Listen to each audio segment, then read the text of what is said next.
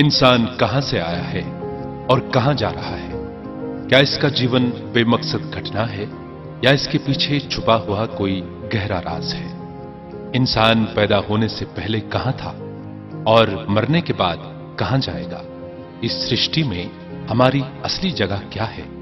ये सब सवाल हर किसी को कभी न कभी दिल में जरूर आते हैं। जिंदगी की भागदौड़ में हम इतना उलझ कर रह जाते हैं कि इन सवालों पर सोचने के लिए हमारे पास कोई फुर्सत नहीं रहती। लेकिन ये सवाल अपने अंदर ऐसी सच्चाइयां लिए हुए हैं जिन्हें जाने बगैर हमारा जीवन सार्थक नहीं।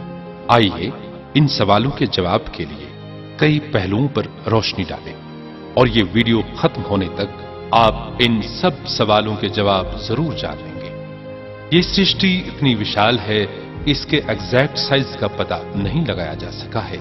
इसमें सैकड़ों अरबों गैलेक्सीज हैं और हर गैलेक्सी में सैकड़ों अरबों तारे हैं। हमारी पृथ्वी इस विशाल और लगातार फैलते हुए ब्रह्मांड का एक छोटा सा प्लैनेट है और इसे आज तक के रिसर्च के अनुसार अकेला रहने के काबिल प्लैनेट माना जाता है। यहां जिंदगी इस तरह फल फूल रही है कि ये अपनी मिसाल आप है। इसलिए ब्रह्मांड में पृथ्वी की खास जगह इसके साइज के कारण नहीं है, बल्कि जीवन को सहारा देने की क्षमता के कारण है। इस सिक्के का दूसरा पहलू इंसान की बनावट है। हम इंसान पृथ्वी पर बसेरा करने वाली सभी जीवित किस्मों से बहुत अलग हैं। सोचने और समझने की काबिलियत ने इंसान को बाकी प्रजातियों से बहुत आगे बढ़ा दिया है। ये बातें साथ जुड़कर हमें ब्रह्मांड में हमारी सही जगह के बारे में सोचने पर मजबूर कर देती है। या तो हम इस विशाल ब्रह्मांड में अरबों दूसरी गैलेक्सीज के बीच पृथ्वी जैसे छोटे ग्रह पर रहने वाले मांस और हड्डी के बेमकसद प्राणी हैं, या हम एक बहुत ही खास रचना हैं जो सोचने समझने की काबिलियत रखते हुए पूरी दुनिया को एक बड़े उद्देश्य से जोड़ती है। पृथ्वी पर इंसान के होने का असली मकसद और उसके जीवन की यात्रा के बारे में हमारे पास ज्ञान के दो सूत्र हैं, विज्ञान और धर्म। साइंस से हासिल किया हुआ मानव ज्ञान नजर आने वाली सृष्टि तक ही सीमित है और इससे आगे नहीं बढ़ सकता। साइंसदानों के अनुसार इंसानी जिंदगी की शुरुआत और अंत उसके इस दुनिया में पैदा और मरने के बीच ही सीमित है। पैदाइश से पहले और मरने के बाद की दुनिया साइंस की पहुंच से बाहर है। हालांकि ज्ञान का एक और सोर्स है, एक अनदेखी ताकत जो वक्त के बंधनों से आजाद है और नजरों की सीमा पर भी निर्भर नहीं करता। ये अनदेखी ताकत ब्रह्मांड का बनाने वाला है, जीवन और मृत्यु देने वाला, सही और गलत के बीच फैसला करने वाला, सबकी प्रार्थना सुनने वाला, सभी अच्छाइयों को समेटने वाला और सब पर दया करने वाला, पूरी इंसानियत का एक सच्चा ईश्वर।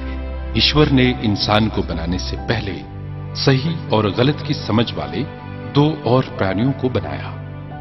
पहला, स्वर्गदूत जो प्रकाश से बने होते हैं और उनमें कोई भूख या वासना नहीं होती है, वे केवल ईश्वर की आज्ञा का पालन करते हैं। दूसरा, जिन्नों को बनाया जो अग्नि से बने हैं और उनमें अच्छा और बुरा करने की चॉइस यानी फ्री विल रखी गई है।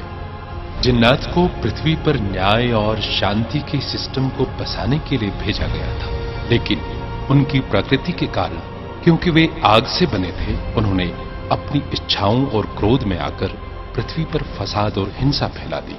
फिर ईश्वर ने एक खास रचना बनाई। ये इंसान था जिसमें अच्छाई और बुराई दोनों के गुण थे। इंसान को इतनी काबिलियत दी गई कि ये अच्छाई पर चलकर स्वर्गदूतों और फरिश्तों से भी ऊंचा उठ सकता था और बुराई के रास्ते पर चल के शैतान से भी नीचे गिर सकता था। शुरू में ईश्वर ने इंसान के शरीर को एक सांचे में ढालकर उसमें आत्मा प्रवेश कर दी और सारी सृष्टि को इसके सामने झुकने का आदेश दिया। पूजा के लिए नहीं, बल्कि सम्मान के लिए। एक स्वर्गदूत को छोड़कर सभी देवदूत झुक गए। एक जिन जो पहले बहुत पवित्र था, लेकिन उसके दिल में घमंड बसा हुआ था, और वो खुद को मनुष्य से बेहतर समझता था।